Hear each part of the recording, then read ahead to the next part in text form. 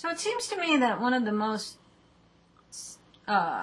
overarching truths about religion is that people believe what they want to believe. People believe what works for them to believe, what's helpful for them to believe.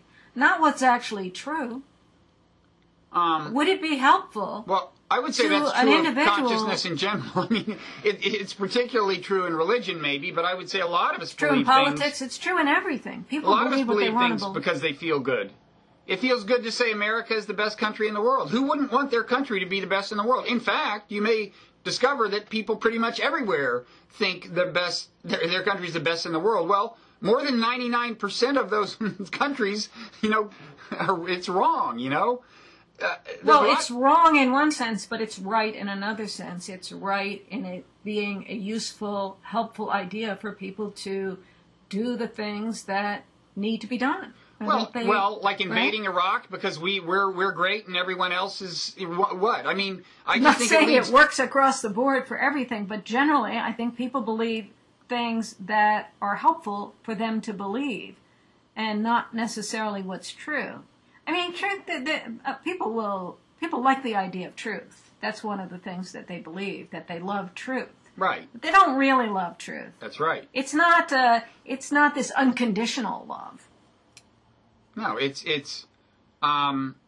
well, they think it's an unconditional love because they think that everything they believe is true. But in fact, a number of things we believe just because either it feels good to believe it or it activates some other, sometimes it's because it's scary, right? Because, scary thing, we repeat scary things. If you believe there's a threat in your neighborhood, you repeat it. So some things are widely believed because they're good at getting repeated. And some things because they're good at getting repeated and make you feel good and reassure. There are various criteria other than the actual truth of something that can lead to their being accepted. And I'm telling you, one of the interesting things about Buddhism, at least this Americanized version, to me is it's an assault on that. Mm-hmm. And but do we want to shred up the fabric of our culture and discover some underlying truth? What would be the good of that? What good is it? Well, I think you could argue that that truth is unbalanced better than falsehood. Just because truth is good. So that's the truth. I truth is think, good. I don't mean, you can obviously come up with examples where leaving someone under the wrong impression leads to less suffering in the short run.